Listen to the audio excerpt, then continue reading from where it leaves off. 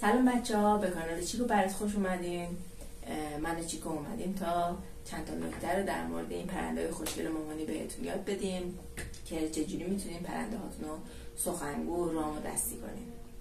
اولین نکته که میخوام بهتون بگم اینه که برای سخنگو کردن پرندهتون سعی کنین پرندهتون رو از سن کم تهیه کنین، یعنی اینکه پرندهتون سرلاکی باشه و اینکه وقتی که تازه دون خور میشه شروع کنین به آموزش این پرنده.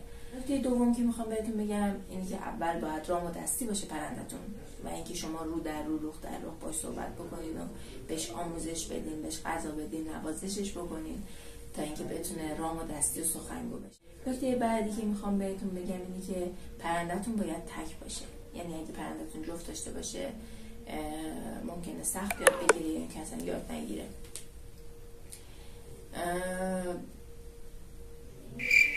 این پرنده ها عواطف و احساسات دارن و بستگی به نوعی که دارن و اینکه آموزشی که میبینن یاد میگیرن حرف بزنن، سخنگو بشن.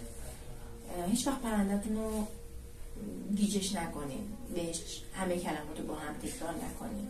سعی کنین یه 10 تا و 5 تا کلمه رو انتخاب کنین و اون چند تا کلمه رو باهاش تکرار بکنین تا یاد بگیره. از صدای ضبط شده استفاده نکنین، سعی کنین خودتون با لحن خودتون و با لحن خوب بهش آموزش بدین. مثلا هی بهش نگین سلام سلام سلام سلام چون متوجه نمیشه که سلام چه موقع میتونه استفاده کنه و فقط وقتی یاد بگیره هر موقعی ممکنه به شما بگه سلام. برای همین موقعی که از در وارد میشین یا صبح وقتی که رو در رو میشین بهش بگین سلام تا اون متوجه منظورتون بشه، چون این پرنده های کوچولی خوشگل درک میکنن منظور شما چیه. وقتی که بهش آموزش میدین حتما سعی کنین که یکی اینکه دونخور شده باشه، یکی اینکه وقتی جواب شما رو میده در جواب بهش پلت، تخمه یا اینکه یه چیزی به عنوان جایزه بدین که تشویق بشه برای آموزش. نکته بعدی که میتونم بهتون بگم اینه که پرندهتون طولک نباشه. پرنده‌ای که طولکه یا پرنده‌ای که پرهیزی داره حالش خوب نیست. معمولا صبح پرنده ها ابراق و پر انرژی هستن. سعی کنین صبح یا بعد از اینکه غذا خوردن و پر انرژی هم بهشون آموزش بدین.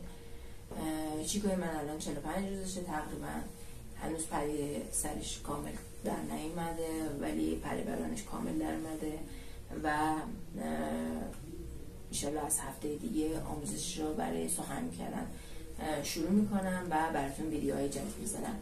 اگه هنوزم ویدیوهای ما رو لایک نکردین حتما دکمه لایک رو بزنین و خوشحال میشیم که ویدیوهای جدید ما رو ببینین.